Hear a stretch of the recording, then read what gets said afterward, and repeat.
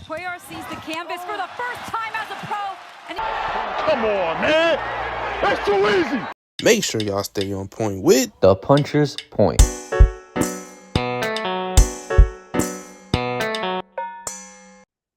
What is good, y'all? Welcome back to The Puncher's Point. Now, I know what y'all are thinking. This video is a little late. The Puncher's Point, y'all haven't uploaded in a bit.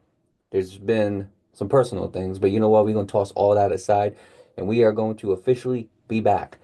Junto Nakatani defeats David Cuellar by third round KO. Now, with that being said, I can't say I was shocked. It's not surprising at all. We all knew that Junto was going to get him out of there early. But nonetheless, let's talk about some real answers here. How do I grade this fight? And overall, what is next for Junto Nakatani, which we will cover at the end of this episode. So make sure y'all stay tuned for the entire episode. Now, with that being said, let's talk about the strategy between both fighters. So when I first covered this fight, and I first was doing the predictions for this fight, and I was giving the breakdown, as far as Junto Nakatani, I mean, there wasn't much for him to do. I said that he should find the counter, strike preferably with the left, which he did. I mean, that left straight just kept on coming. And I mean, Cuellar couldn't stop it. He just kept hitting him with that straight left, and there was nothing that Cuellar could do about it, especially when Cuellar was trying to be patient and he was basically kind of waiting for his moments. Junto Nakatani's left hand, I mean, the jab and the left hand were just on fire that entire night, you know? Now, overall, as far as the strategy for Junto Nakatani, I gotta give it, I'm gonna give it like a 7.5. All right. The things I think he could have did better with was when he was engaging on the inside. I feel like sometimes he got a little bit careless and Cuellar got into the inside a lot more than what he should have. And Cuellar was landing a few punches as well. Now, even though the punches that Cuellar was landing, it didn't look like they were affecting Junto in any way. It's still a lot less punches I would have liked to see landed from Cuellar. So overall, I mean, 7.5 for him. As far as Cuellar, the keys to victory that I had for David Cuellar was target the body early, push Nakatani back, and basically counterpunch him. Now, I will say this: David Cuellar did a good job of counterpunching Nakatani during exchanges. He did a okay job with targeting the body. I would have liked to see a little bit more from that. He did do a decent job of targeting the body when he got to the inside, and then basically pushed Nakatani back. I mean, he had maybe one or two moments of doing that. So overall, I mean, I gotta give Cuellar's strategy like a 7. I don't think he had a bad strategy. I just think the problem was he was a little bit too complacent. And he tried to attack in the middle of exchanges. I just don't think he had enough juice in his punches to do it. So overall, when I really go and I look at it, if I had to give a grade for the strategy, I would give it a 7.25. So that would be my grade for the overall strategy of this fight is 7.25. Now, how exciting was the fight? I'm not going to lie to you. I did not find this fight exciting at all. I really didn't. And the reason why is because even though Cuellar's aggression kind of picked up a little bit round by round, the pace kind of picked up a little bit round by round, I never really saw a time in this fight where I could get off my seat or I could jump and be like, "Oh crap!" Like there wasn't really any of those moments, and I don't think it was an exciting fight because I mean it only lasted 3 rounds. There wasn't really no intense moments before the knockout, so overall, I gotta give it a 6. I don't think it was an exciting fight, really, especially when you watch a fight knowing exactly what's gonna happen, when you know that Junto Nakatani is just gonna end this guy early. And again, it's no disrespect to David Cuellar. David Cuellar, you know, I do think he is a decent fighter. He's just not on the level of Junto Nakatani. There's not many guys who are. So when you hear the news that he's going to fight somebody like Cuellar, you already have low expectations in mind. And overall, I mean, excitement-wise, I got to give it a 6. Now, if Cuellar put up a little bit more of a fight, if this guy took it to the later rounds, if he was giving Nakatani a fight and making Nakatani switch up game plans and all that type of stuff, then that's a little bit of a different story, but that didn't happen. David Cuellar produced little to no threat to Nakatani.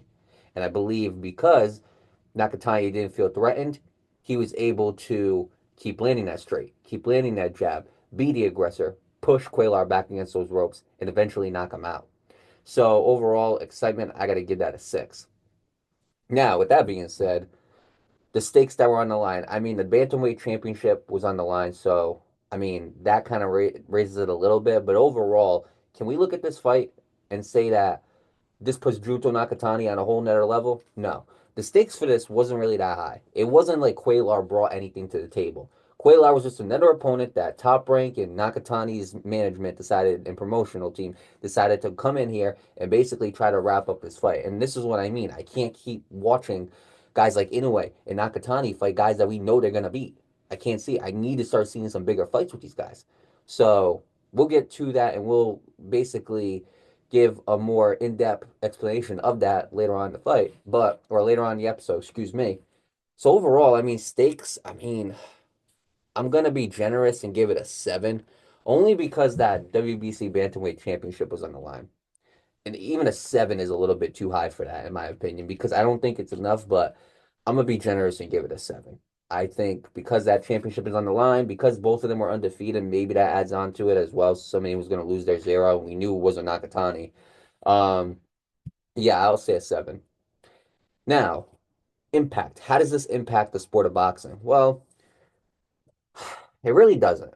It doesn't. I'm sorry. I mean, as far as impact, I got to give it a 5. I'm going to be real. It does not impact the sport of boxing. Nakatani stays undefeated. Credit to him. Does he gain another accomplishment for this? No. Do I think this helps him in the pound for pound? No. And the reason why is because when you got guys that are slowly climbing up in the top 10, okay, when you have those types of guys who are slowly climbing into the top 10, guys who are picking up wins, guys like David Benavidez, who is picking up wins, when you have certain guys, Keyshawn Davis just became a champion. There are some guys that are going to be a threat to you on that pound for pound list, guys who are actually doing things and making accomplishments. David Benavidez, he beats David Morrell. So overall, that's going to give him some hype. That was a very hyped up fight. You have Keyshawn Davis that just defeated Dennis Berenchick. He's going to be in that top 10. Shakur Stevenson just had a win against Josh Padley. Even though he's already kind of in that top 10, Shakur Stevenson is making a stronger and stronger case.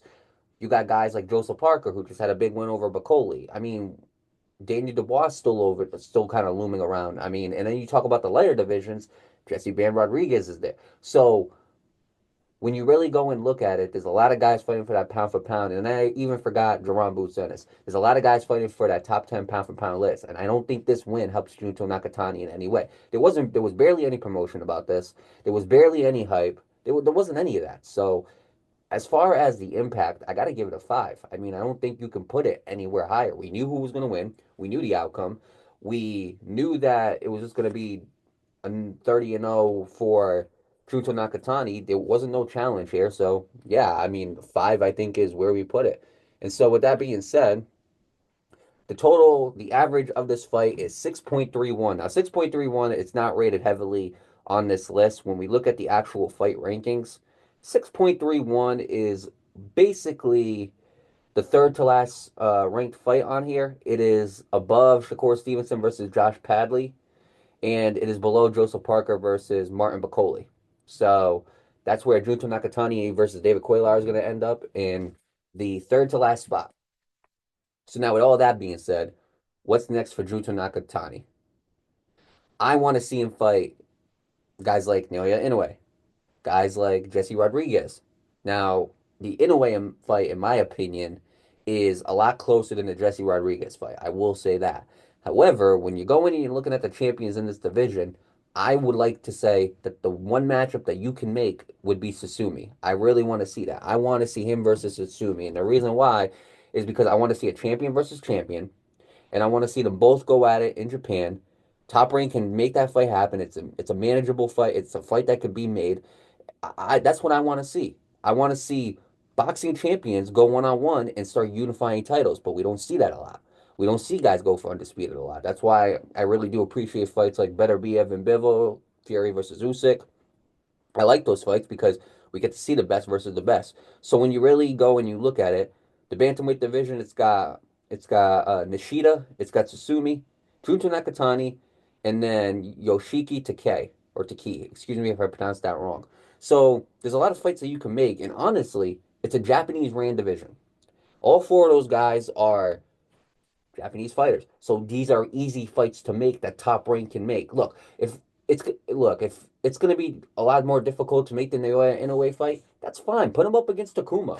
I mean, we were asking for Takuma before he got beat by Susumi. So make the fight with Takuma if you want to give him a challenger. But overall, you have three champions in that division that you can make happen, that you can make those fights happen. And then if Nakatani wants to go up to the next division and challenge Inoue, feel free. You know, if Inoue is just going to stay at that division, I don't see a reason why Inoue has to fight all these challengers that we know he's going to beat. The only challenger in that division, and I think Inoue needs to fight, is MJ. That's it. But other than MJ, if you're not going to make that fight, I don't want to see it. Okay, Sam Goodman, obviously, the whole eye injury happened with him, and a lot of people are saying he's ducking. I mean, they tried to make this fight numerous times, and it just hasn't happened. So I understand that, but if it's not MJ, then kind of build up Nakatani. I mean, he could easily become undisputed in this division. He can get these fights. I just want to see him. Okay, I'm tired of seeing Nakatani fight guys that we know he's gonna beat. And everybody in the comments are gonna be like, "Oh, it's not Top Rank's fault. It's also a promotion, management team, all that type of stuff." Look, at the end of the day, it's a combined fault of everybody. Top Rank's part of that. The management team's part of that. Junto Nakatani is gonna fight anybody you put in front of him.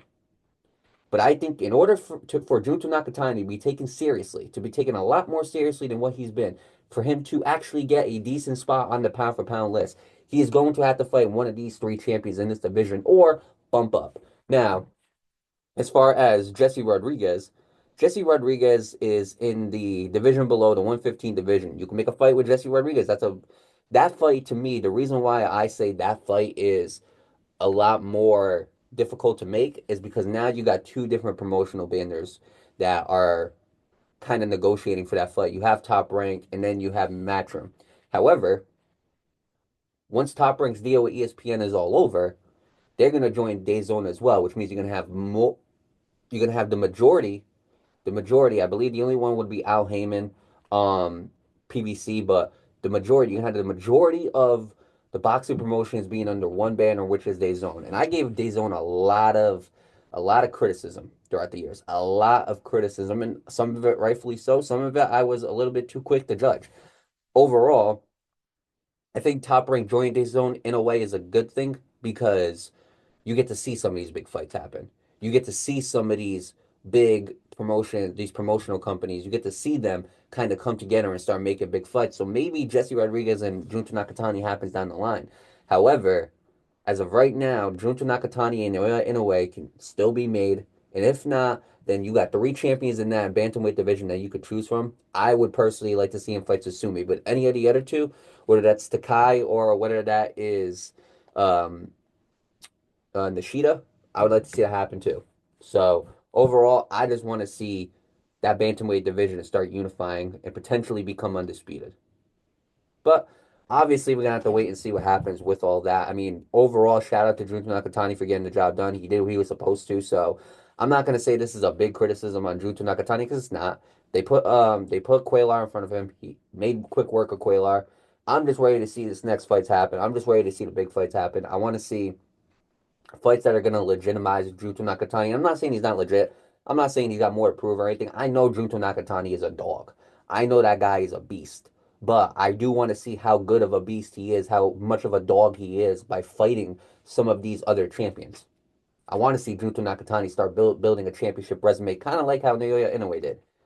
I want to start seeing that happen a lot more. And then maybe we get the super fights with Inoue and Rodriguez. But if you can't get the super fights, you got some good champions that he could fight, and you got some good challengers that he can fight. But I'm telling you this right now, stop putting him up against these guys who are undefeated, who have fought nothing but tomato cans. I don't want to see that no more. I want to start seeing guys like Nakatani, Inoue, even Rodriguez. I want to start seeing them fight the best. That's all I want to see. And that's all boxing fans really want to see. If you're a boxing fan, you can't look at this and be like, oh, it's acceptable that he's fighting all of these no-name guys. But then you go and you turn to like guys like Canelo and Tank, and you're like, oh, why are they fighting these no-names? It's the same rules apply. The same rules apply. The only difference is Canelo and Tank, they got more control over the guys they want to fight. Junto Nakatani will fight anybody. But I say you got to put him up against the true fighters, the true level guys. I don't understand how fans look at this and they don't get annoyed. I'm getting annoyed looking at this. I'm sick and tired of seeing them fight no name competition. I want to start seeing them fighting the best, whether that's tough challengers, tough champions, or super fights. I don't care, but I need to see one of those three happen. So, with that being said, we're just gonna have to wait and see what Top Rank decides. We're just gonna have to see what Junto's management team decides and promotional teams and all that type of stuff. We're just gonna have to wait and see. So overall, I mean, shout out to Junto Nakatani. I mean, as far as David Cuellar, keep your head up. You went up against one of the best. You know, just keep on, you know, getting back to the drawing board, start racking up wins. And with that being said, make sure y'all continue to tune into the Puncher's Point. I know I've been a little bit inactive. I do apologize for that. We just posted Shakur Stevenson versus Josh Padley. I know it's a little bit late. Again, some personal things came up that I had to take care of first. But overall, the Puncher's Point, we're going to try to keep active. We're going to try to stay active. And we're going to make sure that we provide you with the best content no matter what the situations are personally. We're going to make sure that y'all keep on just tuning into the content, enjoying the content. We're going to make sure y'all keep on getting active with the content. Last but not least, we're going to make sure y'all continue to stay on point with the Puncher's Point.